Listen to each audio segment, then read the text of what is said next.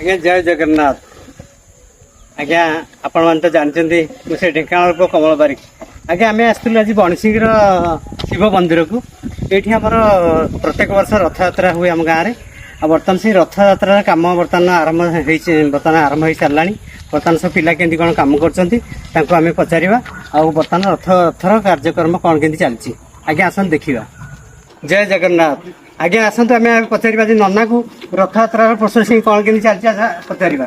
ନନା ବର୍ତ୍ତମାନ ହେଉଛି ରଥଯାତ୍ରାର କ'ଣ କେମିତି ଏ ବର୍ଷ ପ୍ରୋସେସିଂ ଚାଲିଛି କୁହନ୍ତୁ।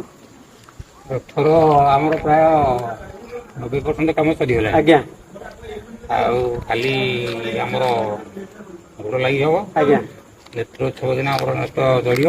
ଆଜ୍ଞା ତାପରେ ଆମର ଠାକୁର ପଣ୍ଡି ହେଇ ଯାତ୍ରା କରିବେ ବର୍ତ୍ତମାନ ଆଉ। ଆଜ୍ଞା ବର୍ତ୍ତମାନ ପିଲା କେତେବେଳେ ଖଣ୍ଡେ ରଥ ଏଇ ମରାମତି କାର୍ଯ୍ୟକ୍ରମରେ ଲାଗିଛନ୍ତି ପିଲା? ଆମର ଅଞ୍ଚଳର ଅଛନ୍ତି ମହାରଣା ସେବକ ଅଛନ୍ତି ସବୁ। ଆଜ୍ଞା ମହାରଣା ସେବକ ଅଛନ୍ତି ତାଙ୍କର କାମ ପ୍ରାୟ ସରିଲାଣି ଆଉ। ଆଜ୍ଞା ଏଇ ରଥଯାତ୍ରା କେତେ ବର୍ଷ ଖଣ୍ଡେ ଏଇ ବଣସିଂହ ଗ୍ରାମରେ ଆରମ୍ଭ ହେଇଗଲାଣି? ପ୍ରାୟ 2019 ମସିହାରୁ ଆରମ୍ଭ ହେଇ ଏ ପର୍ଯ୍ୟନ୍ତ ଚାଲିଛି ଆଉ। ଆଜ୍ଞା ତାହେଲେ ବର୍ତ୍ତମାନ ରଥଯାତ୍ରା ପାଇଁ ସମସ୍ତେ ଉତ୍ସାହିତ ଅଛନ୍ତି ବଣସିଂହ ଗ୍ରାମବାସୀ ଅଞ୍ଚଳବାସୀ ସମସ୍ତେ ଉତ୍ସାହିତ ଅଛନ୍ତି। ଯାତ୍ରା ବି ବର୍ଷ ବର୍ଷ ବଢି ଚାଲିଛି, ଭଲ ବି ହଉଥିବ ଯାତ୍ରା ବଢି ଚାଲିଛି। ପ୍ରାୟ 10,000 ଲୋକରୁ ଆମର ଆୟୋଜନ ଅଞ୍ଚଳବାସୀଙ୍କର ଅନୁଦାନରେ ଆଜ୍ଞା ଆୟୋଜନ ଅନ୍ନପ୍ରସାଦ ପାଇଁ ଆୟୋଜନ କରାଯାଉଛି। ଚାଲିଛି ଏମିତି ଆଉ ଅଳ୍ପ ବହୁତ ଚାଲିଛି ଆଉ।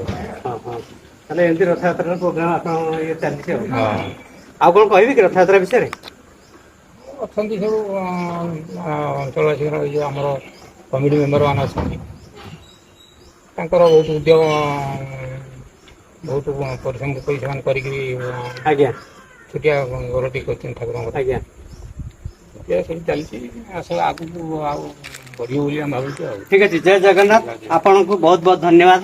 ତାହେଲେ ଠିକ ଅଛି ଆମେ ଆଉ ଆସୁଛୁ ନେକ୍ସଟ ଭାଇଙ୍କୁ ଆମେ ପଚାରିବା କ'ଣ କେମିତି ରଥଯାତ୍ରା ପ୍ରୋସେସିଂ ଚାଲିଛି। ଆଜ୍ଞା ଜୟ ଜଗନ୍ନାଥ।